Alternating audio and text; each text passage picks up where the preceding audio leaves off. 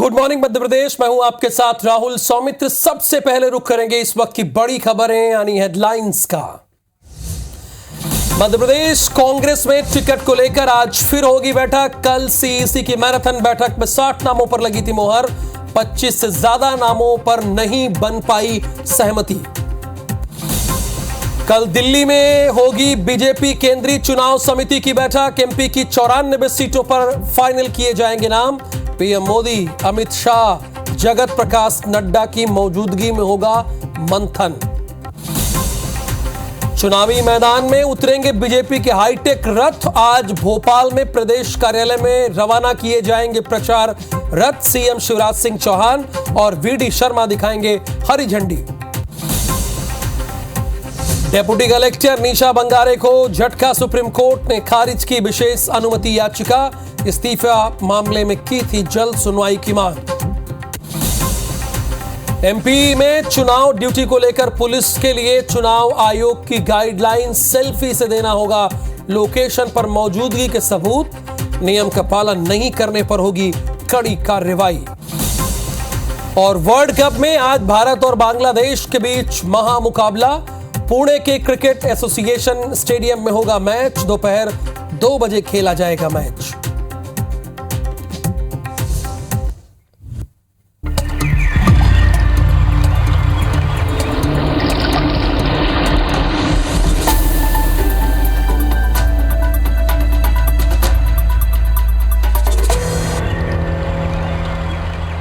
चलिए अब शुरू करते हैं मध्य प्रदेश के नंबर 1 बुलेटिन यानी गुड मॉर्निंग मध्य प्रदेश की। भोपाल से खबर है, मध्य प्रदेश कांग्रेस के टिकट को लेकर मंथन लगातार चल ही रहा है।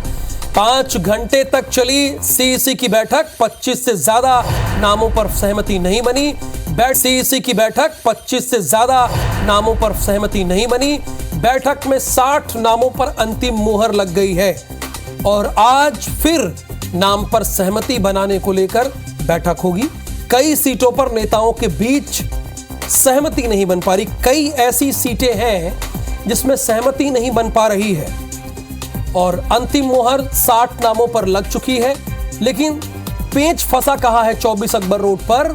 24 अकबर रोड यानी कांग्रेस का राष्ट्रीय कार्यालय है। यहां पर पेच 25 सीटों को लेकर फंस गया है और इन 25 सीटों पर जो इनके सामने नाम है वो 2 नाम है। अब 2 नामों में से एक नाम इनको चुनना है। हाई कमान कुछ और बात कह रहा है और मध्य प्रदेश की जो कांग्रेस कमेटी है वो कुछ और बातें कर रही है। यानी टोटली सहमति बन नहीं पाई है। फिलहाल मंथन लगातार जारी है क्योंकि चाहे भारतीय जनता पार्टी हो या कांग्रेस हो, यह चुनाव बहुत ही अलग है, बहुत ही डिफरेंट है। और हरप्रीत कौर रीन इस वक्त हमारे साथ लाइव है। हरप्रीत, मैं आपसे जानना ही चाहता हूं कि पेच आखिरकार फंसा कहां है, चूंकि आपने इसके पहले भी 7 बजे के बुलेटिन में बताया कि कुछ सीटों को लेकर है। जहां तक मेरी जानकारी है 24 अकबर रोड में 2 नामों पर, कुछ सीटें ऐसी हैं कि 2 नामों को लेकर माथापच्ची चल रही है। जरा हमारे दर्शकों को आप अपडेट दीजिए, अपडेट कीजिए।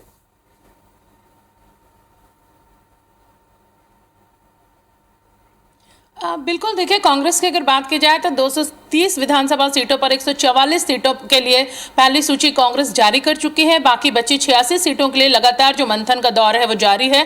कल देर रात तक दिल्ली में केंद्रीय चुनाव समिति कांग्रेस की बैठक जारी रही। कुछ सीटों पर यहाँ पर सहमति बनी है, लेकिन उसके बाद भी करीबन 37 ऐसे नाम हैं जिन पर अभी भी मंथन जारी है और कहा जा रहा है कि आज एक बार फिर बैठक होगी, इन सीटों पर सहमति बनेगी और उसके बाद अगली सूची जो है वो जारी की जाएगी। हालांकि इसमें 48 नाम है जिन पर करीबन सहमति बन चुकी है। अपने दर्शकों को बताना चाहेंगे कि कुछ ऐसी सीटें हैं जिन पर लगातार पेच फंसा हुआ है, मामला उलझा हुआ नजर आ रहा है और कांग्रेस कोई चूक नहीं करना चाहती है। पहली सीट अगर बात की जाए तो भोपाल दक्षिण पश्चिम की है, जिसमें पीसी शर्मा का नाम है, लेकिन यहां पर संजीव सक्सेना ने अपने दावेदारी ठोक दी है और लगातार वो कहीं ना कहीं पार्टी पर दबाव यहां पर बना रहे हैं, जिससे फिलहाल अभी पीसी शर्मा के नाम पर सहमति नहीं बन पाई। इसी तरह भोपाल की अगर दूसरी सीट उत्तर की बात की जाए तो यहाँ पे आरिफ अकील हैं विधायक, लेकिन लगातार बीमारी के चलते वो इस बार चुनाव लड़ने में असमर्थ हैं। उन्होंने उन्होंने अपना बीमारी का पार्टी को बताया है, लेकिन उनके बेटे या फिर भतीजे को उतारा जाए मैदान में, इस पर भी संशय की स्थिति बनी। इसके साथ ही केपी सिंह पिछोर से 6 बार वो विधायक रह चुके हैं, लेकिन शिवपुरी से उन्हें टिकट दिया गया है,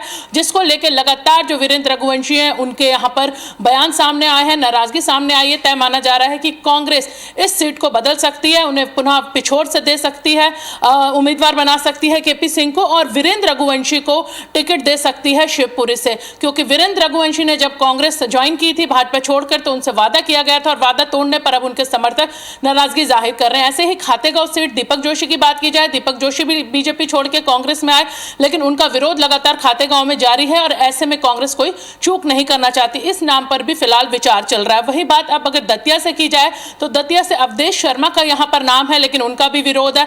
इंदौर विधानसभा 4 से जो सीट है वो भी अभी यहां डिक्लेयर नहीं है, उस पर भी मंथन किया जा रहा है। पिछोर से शैलेंद्र सिंह को घोषित प्रत्याशी बनाया गया था, लेकिन फिलहाल अब जो वीरेंद्र रघुवंशी को शिवपुरी और केपी सिंह को पुनः पिछोड़ दिया जाएगा, तो माना जा रहा है कि शैलेंद्र सिंह को अब प्रदेश संगठन में जगह दी जा सकती है और उनकी नाराजगी भी सामने आएगी, उन्हें मनाने की कोशिश की जा रही है। इसके साथ ही मेहगांव सीट पर भी मंथन चल रहा है। राहुल भदौरिया को यहां से दी गई है टिकट, लेकिन लगातार राहुल भदौरिया का यहां पर विरोध हो रहा है। नारे, बैनर, पोस्टर यहां पे लगे हैं, जिसको लेकर अब यहां पर यह सीट बदली जा सकती। कुछ और नाम है जिन पर सिंगल नाम है, जिसमें हुजूर से नरेश ज्ञानचंदानी की बात की जाए, अंबा से देवेंद्र सकवार की बात की जाए, बहौरीबंद से सौरभ सिंह, कटनी मिथिलेश जैन, सागर से निधि जैन और इसके साथ ही दमोह से अजय टंडन, कोतमा से सुनील सराफ और रतलाम से पारस सकलेजा का जो नाम है, ये सिंगल नामों पे फिलहाल पार्टी में सहमति बन गई है। लेकिन अगले जो नाम है जिन पर लगातार मंथन है, मंथन के बाद इन नामों की घोषणा पार्टी करेगी। जी हरप्रीत कौर, आपने तो एक सुर में सारी पेचीदगियां बता दी और लगभग क्लियर कर दिया, और हमारे संवाददाता के लिए खबर ही जीवन है। एक साथ आपने देखा कौन कौन सीट पे पेच है, एक सुर में इन्होंने बता दिया, ना देखा, ना पन्ना देखा, ना टीपी देखी, सब बता। Thank you so much Harpreet Kaur इस पूरी जानकारी के लिए आपका। चलिए खबरों में आगे बढ़ते हैं। अगली खबर भोपाल से है। दिल्ली में कल बीजेपी केंद्रीय चुनाव समिति की बैठक है। मध्य प्रदेश विधानसभा चुनाव की अगली सूची को लेकर बैठक होगी। बीजेपी 94 सीटों पर करेगी नाम फाइनल। पीएम मोदी, अमित शाह, जगत प्रकाश नड्डा की मौजूदगी में यह बैठक होगी। बैठक में 8 मंत्रियों समेत 66 विधायकों पर फैसला होगा। बड़ी खबर इस बीच एक और, बीजेपी 94 सीटों पर करेगी नाम को फाइनल। पीएम मोदी, अमित शाह, जगत प्रकाश नड्डा की मौजूदगी में यह बैठक होगी। 8 मंत्रियों समेत 66 विधायकों पर फैसला होगा। और आपको बता दें एक्सक्लूसिव तौर पर, कई माननीय विधायकों के टिकट कट सकते हैं और इसमें आंकड़ा दहाई के पार है। कई ऐसे माननीय विधायक हैं जिनके टिकट कटने वाले हैं। किस सूची में? जो भारतीय जनता पार्टी की अगली सूची आने वाली है, और ये लगभग फाइनल सूची होगी, जो कि चुनाव एकदम मुहाने पर खड़ा हुआ है।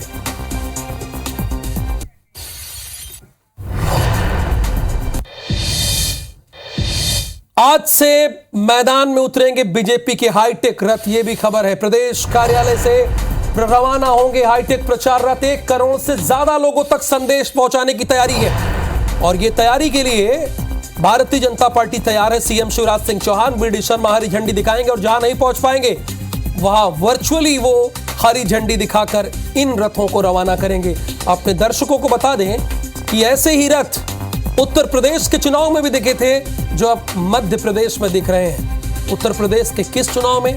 मैं अपने दर्शकों से पूछ रहा हूं। 2022 के विधानसभा चुनाव में ऐसे ही हाईटेक रथ देखे गए थे, जो मध्य प्रदेश में भी इनकी एंट्री हो गई है।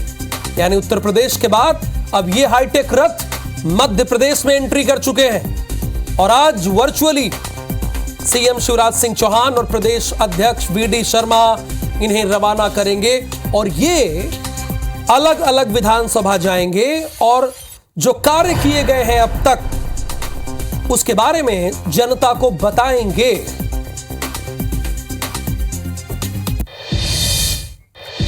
विधानसभा चुनाव के दौरान अब प्रत्याशियों के बीच शिकायतों का दौर भी शुरू हो गया है। अटेर से कांग्रेस के प्रत्याशी हेमंत कटारे ने बीजेपी प्रत्याशी और सरकार में सहकारिता मंत्री अरविंद सिंह भदौरिया पर अपने चहेते थाना प्रभारियों की गृह जिले में पोस्टिंग करने का आरोप लगाया है। भदौरिया ने नोट शीट के साथ निर्वाचन आयोग से लिखित शिकायत की है।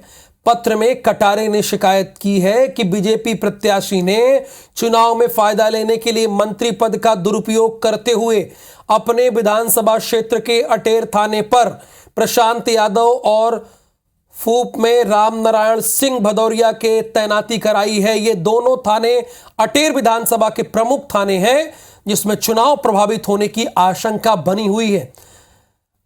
कटारे ने मौरौन थाना प्रभारियों पर वोटरों को धमकाने का भी आरोप लगाया। अगर इस बात में थोड़ी भी सच्चाई है तो ये बेहद गंभीर मामला है और चुनाव आयोग तो बहुत सख्त है। अटेर विधानसभा में जितने भी थाने आते हैं उन सब में यहाँ पे स्थानीय मंत्री अरविंद सिंह भदौरिया जी के कहने पर पोस्टिंग्स हुई हैं और सारी पोस्टिंग चुनाव को प्रभावित करने के लिए हुई हैं और उनसे तयशुदा तरीके से उनको लाया गया है कि वो यहाँ पर आएंगे, भारतीय जनता पार्टी के कैंडिडेट की बजाएंगे और उनके हिसाब से झूठी कायमी करके और झूठे पोलिंगों पर फर्जी लोगों को, कांग्रेस के एजेंटों को उठा करके डराएंगे, धमकाएंगे और मतदान को प्रभावित करेंगे। खबर भोपाल से है। बीजेपी के पूर्व एमएलए की बगावत हुई। बीजेपी के पूर्व एमएलए अभय मिश्रा ने इस्तीफा दे दिया है। महीने भर पहले ही बीजेपी में शामिल हुए थे और अब इस्तीफा दे दिया है। रीवा के सिमरिया से कर रहे थे टिकट की दावेदारी और टिकट नहीं मिला तो इस्तीफा दे दिया। कांग्रेस दे सकती है अभय मिश्रा को टिकट। अभय की पत्नी नीलम मिश्रा भी 2013 में विधायक रह चुके हैं, यानी पति पत्नी दोनों विधायक रह गए हैं और जो पति महोदय हैं वो टिकट मांग रहे थे। टिकट के लिए भारतीय जनता पार्टी में 1 महीने पहले आए थे। अब टिकट नहीं मिली तब वो क्या करें। अब उनका उद्देश्य ही टिकट था, टिकट नहीं पाई तो उन्होंने छोड़ दिया। और खबर यह है कि कांग्रेस इन्हें टिकट दे सकती है। अब अगर सोच लीजिए, अगर कांग्रेस भी टिकट ना दी तो क्या करेंगे, ये आप ही जानिए, क्योंकि दर्शक हमारे बड़े समझदार हैं। डेप्यूटी कलेक्टर निशा बंगारे को झटका लग गया है। सुप्रीम कोर्ट ने खारिज की है निशा की विशेष अनुमति याचिका, उसे खारिज कर दी। इस्तीफे मामले में जल्द सुनवाई की सुप्रीम कोर्ट से इन्होंने मांग की थी कि जल्दी सुनवाई कीजिए। सुप्रीम कोर्ट ने निशा बांगरे को एमपी हाई कोर्ट जाने के निर्देश दे दिया। सुप्रीम कोर्ट ने कहा कि आप लोग हमेशा सीधे सुप्रीम कोर्ट चले आते हैं। अरे भाई, ये कड़ी है। सुप्रीम कोर्ट के पहले आपको हाई कोर्ट जाना होगा, तब सुप्रीम कोर्ट में आना होगा। सीधे थोड़ी लैंड कर जाएंगे। ये कई बार सुप्रीम कोर्ट ने कहा है, लेकिन कई बार देखा गया है कि लोग सीधे सुप्रीम कोर्ट पहुंचने में यकीन रखते हैं। आखिरकार वही हुआ। याचिका हाई कोर्ट में लंबित रहने के चलते ये सुप्रीम कोर्ट गई थी, ये इनका तर्क था, लेकिन फिर सुप्रीम कोर्ट ने वही बात कह दी है।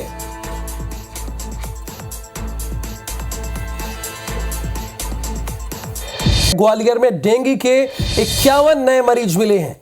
जयारोग्य और जिला हॉस्पिटल में 171 सैंपल की जांच हुई है। 14 बच्चों समेत 51 मरीजों में डेंगू की पुष्टि हुई है। पीड़ितों में ग्वालियर जिले के 16 मरीज और दूसरे जिले के 35 मरीज शामिल हैं। जिले में डेंगू का आंकड़ा बढ़कर 518 हुआ है। इंदौर में लगातार मरीज बढ़ रहे हैं। 8 नए मामले सामने आए हैं। डेंगू के कुल मरीजों की संख्या 331 हो गई है। तो आप भी बहुत ही सावधान रहिए और अपना ख्याल रखिए। ये 2 तस्वीरें हैं फिलहाल। आंकड़े लगातार बढ़ रहे हैं। ग्वालियर में डेंगू के 51 नए मरीज मिले हैं। 14 बच्चों समेत 51 मरीजों में डेंगू की पुष्टि हुई है। इंदौर में डेंगू के 8 नए मरीज पाए गए हैं। खबर भोपाल से है। बीयू रैगिंग मामले में, यानी बरकतुल्ला यूनिवर्सिटी में रैगिंग के मामले में सीनियर्स पर अश्लील जोक सुनाने का आरोप है। मारपीट करने और धमकाने का भी आरोप है। जूनियर छात्रों ने यूजीसी एंटी रैगिंग हेल्पलाइन में शिकायत की। ठीक किया। अब आप वहां पढ़ने लिखने गए, कुछ बनने गए हैं या अश्लील जोक सुनने गए हैं अपने जूनियर से? भाई पढ़ने निकलने के लिए आपको यूनिवर्सिटी भेजा जाता है। बीटेक फाइनल और थर्ड ईयर के सभी 12 छात्र हैं जो जूनियर छात्रों से अश्लील जोक सुन रहे थे, इसके लिए आपको यूनिवर्सिटी भेजा गया है। हरप्रीत कौर रीन इस वक्त हमारे साथ फोन लाइन पे है। हरप्रीत कौर रीन, क्या उन जूनियर छात्रों ने इनकी कंप्लेन की, तो क्या हुआ अब तक इस पूरे मामले में? देखिए, बरकतुल्लाह यूनिवर्सिटी में बेहद गंभीर मामला रैगिंग का सामने आया है, जिसमें बीटेक के जूनियर छात्रों ने एंटी हेल्प लाइन पर, रैगिंग हेल्पलाइन पर शिकायत की थी, जिसमें उन्होंने बताया था कि उन्हें अश्लील जोक सुनाने, अश्लील जोक याद करने का दबाव बनाया जाता है सीनियर्स द्वारा। देर रात उनके हॉस्टल के दरवाजों पर लात मारी जाती है, रॉड मारकर तोड़ दिया जाता है दरवाजा, बाथरूम के दरवाजे तोड़ दिए जाते हैं और इसके साथ ही लगातार उन्हें धमकाने और जान से मारने तक की धमकी दी जाती है। काफी दिन परेशान होने के बाद, प्रबंधन को बताने के बाद भी जब कोई हल ही निकला, तो इन छात्रों ने एंटी रैगिंग हेल्पलाइन पर शिकायत की, जिसके बाद जांच की गई और 12 छात्रों को दोषी पाया गया। जो 12 सीनियर छात्र हैं बीटेक थर्ड ईयर और फाइनल ईयर के, इन्हें फिलहाल हॉस्टल से निकाल दिया गया है और इसके साथ ही जो कार्रवाई है वो अभी जारी है। आगे प्रबंधन क्या फैसला लेगा, इंतजार करना पड़ेगा, लेकिन माना जा सकता है कि लगातार कई महीनों से रैगिंग हो रही है और प्रबंधन सुनकर, जानकर भी आंखें मूंद कर बैठा था। और बिल्कुल ये कंप्लेन होनी भी चाहिए, कम से कम पता तो चले। ये जो बीटेक थर्ड ईयर और फोर्थ ईयर के छात्र हैं, इनकी पढ़ाई लिखाई में दिलचस्पी कम और अश्लील जोक सुनने में इनकी दिलचस्पी बड़ी ज्यादा है।